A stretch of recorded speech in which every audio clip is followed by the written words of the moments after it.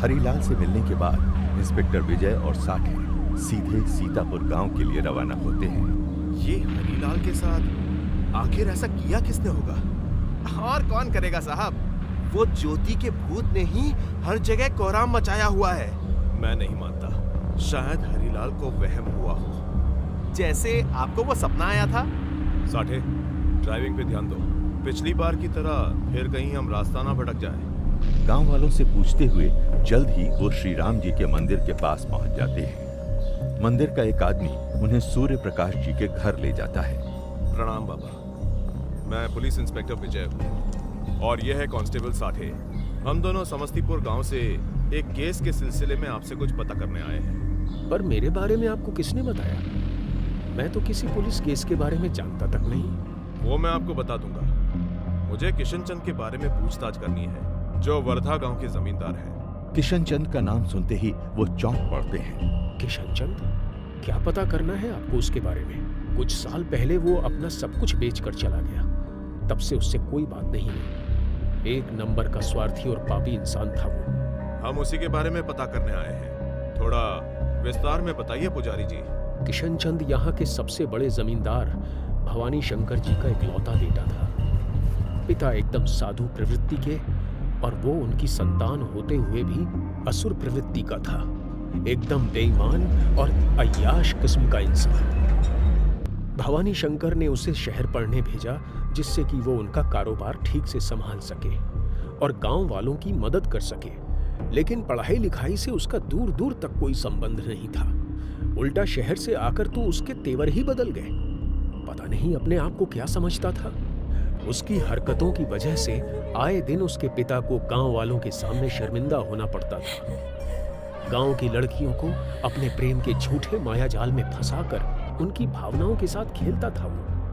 पूरा गांव उसकी हरकतों से परेशान था। लेकिन भवानी शंकर जी की दयालु प्रवृत्ति के चलते कोई उसे कुछ खास कह नहीं पाता था। बढ़ती उम्र के साथ भवानी शंकर को किशन चंद की चिंता सताने लगी थी।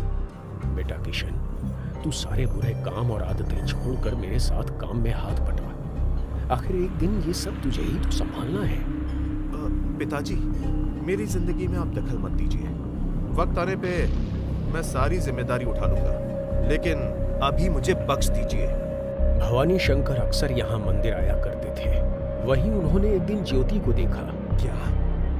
क्या? पुजारी जी, आपने कहा ज्योति नाम की लड़की?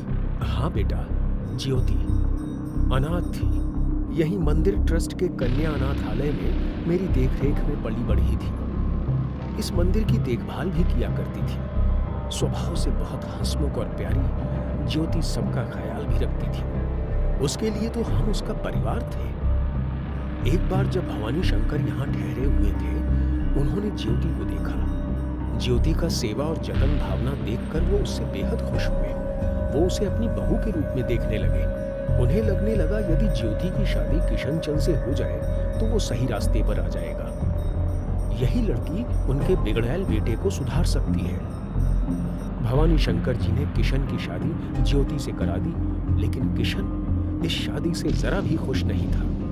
भवानी शंकर की जायदाद से बेदखल करने की धमकी से उसने ज्योति से शादी तो कर ली थी, लेकिन उसे कभी अपनी पत्नी का दर्जा नहीं दिया था। भवानी शंकर जी ने अपनी अंतिम घड़ी में जायदाद का काफी बड़ा हिस्सा ज्योति के नाम कर दिया, जिससे कि उनके जाने के बाद ज्योति के ऊपर कोई नाइंसाफी ना हो। लेकिन विधि को तो कुछ और ही मंजूर था। मतलब उसने ज्योति के साथ कुछ कर दिया? एक दिन इसी अनाथालय में पली बढ़ी ज्योति की सहेली का विवाह था। करीब 6-7 सहेलियां मिलकर पास के गांव के समस्तीपुर में शादी में शामिल होने गए थे। ज्योति भी उन्हीं के साथ गई थी। वहां रात को एक लड़की की तबीयत खराब हो गई, जिसके कारण ज्योति और 2 और लड़कियों को रात को ही वापस आना पड़ा। वापस आते वक्त उनका एक्सीडेंट हो गया। बैलगाड़ी सीधे खाई में जाकर गिर गई। शायद बैलगाड़ी वाला नशे में धुत था। पुलिस को बस 3 लाशें मिली थी, लेकिन ज्योति की लाश गायब थी। सबको लगा उसकी लाश को कोई जानवर उठाकर ले गया होगा। कुछ दिन बाद पुलिस ने केस बंद कर दिया। ज्योति के नाम की सारी जायदाद अब किशन चंद के नाम हो गई और वो सब बेचकर यहाँ से चला गया। इंस्पेक्टर विजय बहुत ध्यान से उनकी बातें सुन रहे थे। उन्होंने वो स्केच पुजारी जी को दिखाया। देखिए बाबा, क्या यही ज्योति है? हाँ बेटा, ये तस्वीर कुछ कुछ उसी से मिल रही है। ये आपको कहाँ से मिली? इंस्पेक्टर उन्हें वो सारी बातें विस्तार से बताते हैं। सूर्य प्रकाश जी को वो सब जानकर बड़ी हैरानी होती है। मुझे पहले से ही शक था कि ज्योति के साथ कुछ बहुत बुरा हुआ है। ये सब एक साजिश लगती है। रुकिए, मैं आपको उसकी तस्वीर दिखाता हूँ। तस्वीर देख लेने के बाद इंस्पेक्टर विजय को यकीन हो जाता है कि ये वही औरत थी जो उन्हें कल रात मंदिर के अबूझ सपने में मिली थी।